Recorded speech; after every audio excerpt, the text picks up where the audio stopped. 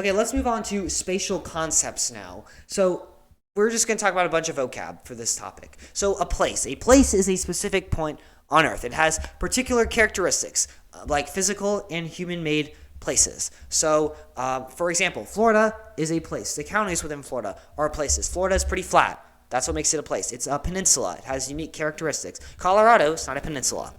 Absolute location. We've learned about this before. It's just the exact location on Earth. So it could be something like an address, or it could be the coordinates. So here I have the address and coordinates to Dinosaur Park in South Dakota, because I just wanted something cool to show you.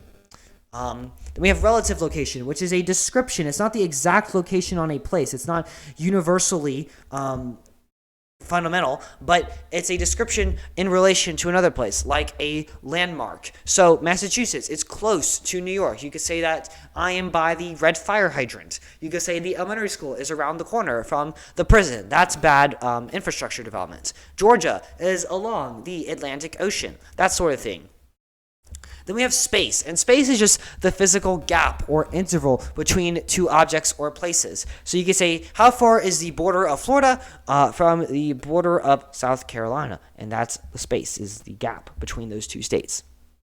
And then there's flows, which is the movement of people, goods, information, ideas, that sort of thing between different places. I wanted to show a diagram of the Columbian Exchange because that's one a lot of you are familiar with. And then I saw this and I thought this was cooler.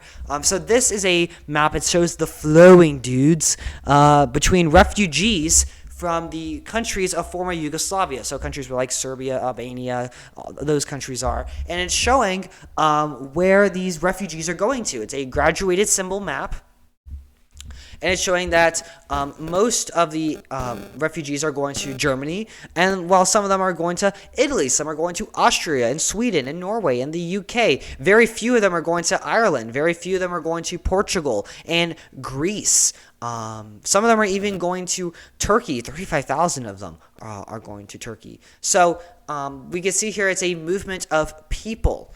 You could also argue it's a movement of culture as well, because the cultures in each of these individual countries in Europe are drastically different. Now let's talk about something called distance decay. There's math, Easton. You're freaking me out a little bit. Do not worry. You don't have to learn this equation. You don't have to do any math on the AP exam. Do not worry.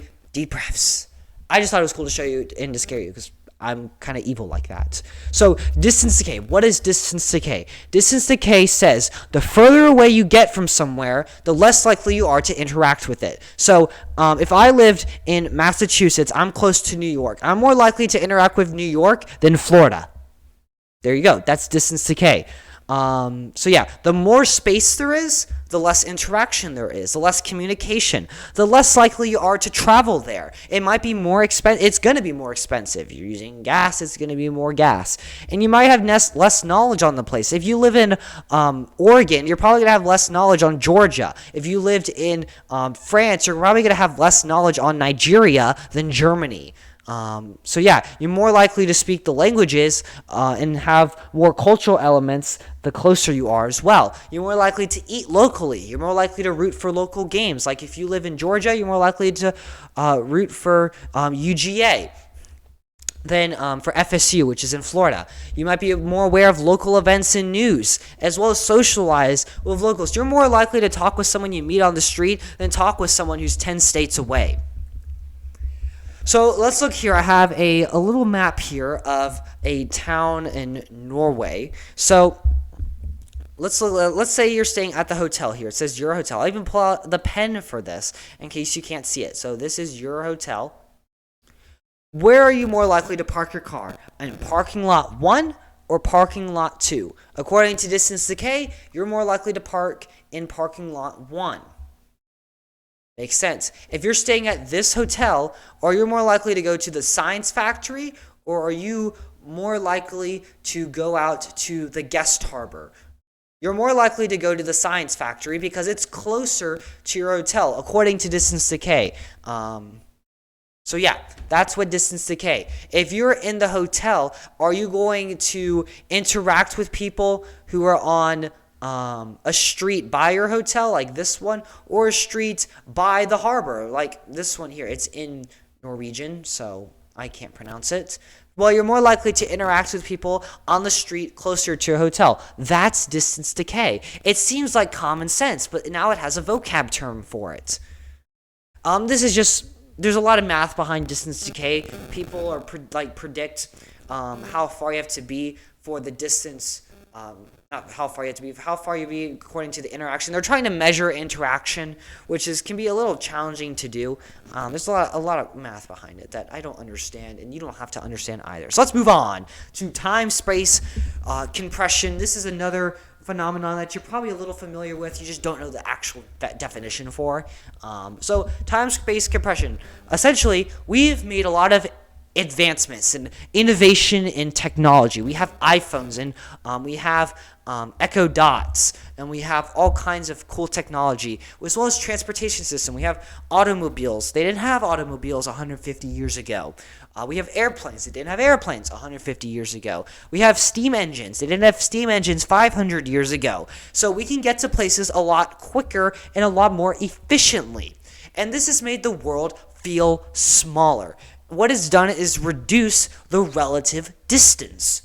There you go. On the AP exam, they ask you, what is reduced with time-space compression? Relative distance. And that makes the world feel smaller. It doesn't shrink the absolute distance. It's still thousands of miles from Georgia to Italy.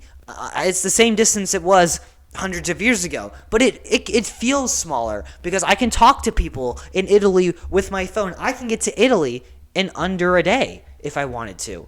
So the world felt a lot bigger before airplanes. Airplanes was kind of the big one for this, because this made transcontinental travel, like over the oceans, speed up like that. Because I mean, it took Columbus 61 days to travel to the Bahamas from Spain. It can take less than a day now to go to and from these countries.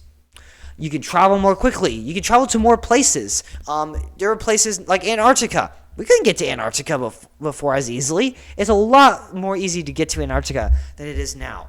You can exchange more information. I can talk to people in Italy and tell them what's going on in the United States a lot more quickly and a lot more efficiently. Because I don't have to send a letter anymore, or I don't have to go there. So I could send PDFs of 300 pages to people in Italy if I wanted to. I could exchange more ideas as well as goods and services as well. And that's opened up international markets and multinational corporations.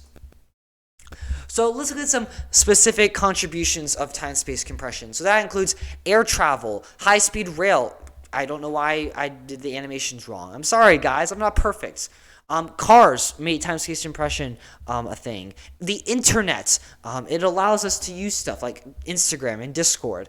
Telecommunications, like your phone. I can call people in the United Kingdom if I wanted to. Container shipping allows for the mass movement of goods and services. Multinational corporations. We have corporations like Apple that are operating in different countries. Like, oh, you have an Apple phone? I have an Apple phone. You're from India? I'm from Mexico. That's great. Oh my gosh, it's like we're in the same world. Then we have global media that's accessible throughout the whole world. I can see what's happening in Pakistan, and I can see what's happening in my country. I can see what's happening in Nigeria. I can see what's happening in the United Kingdom because media access globally.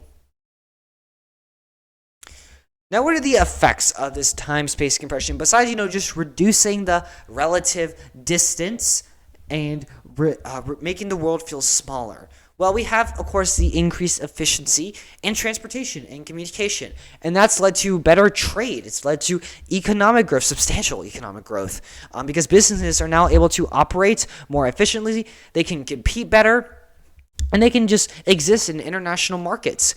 We can see people being brought closer together, people talking to each other more, to people further away. We see greater cultural exchange as a result. We see people getting these technologies in higher demand. Governments want these technologies as well. Businesses want these technologies because they want to talk to people at a higher scale. And this has occurred internationally. So time-space compression has happened across the entire world. And of course, the effects of these technologies like cars are a transportation technology that's led to traffic have become evident. Traffic didn't exist 150 years ago. This is a picture of Atlanta. Atlanta has some of the worst traffic I've ever seen. I've seen bad traffic in Boston. I've seen bad traffic in Dallas. Cars make traffic. That's just how it is. People don't make traffic. Cars make traffic because on average you have 1 or 2 people in such a big car. If I've seen videos of people like in cars but without the cars, so it's just a road of people and everyone's so spread out. Cars make traffic. That's what causes traffic. That's the effect. It's not people.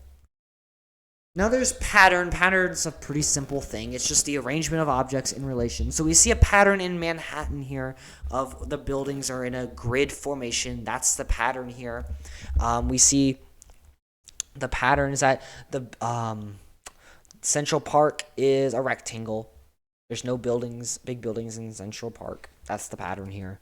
What patterns do you see here in this satellite image? This is of light coming out of the world through buildings, advertisements, lampposts, streetlights, you name it. This is just light coming out of the world. So we can see here that light comes out of more developed countries in Europe and North America, particularly Eastern United States, as well as South Asia. So the more developed the countries are, the more light is being emitted from there. For the most part, these are areas along the coast as well, because that's where the most urban areas are.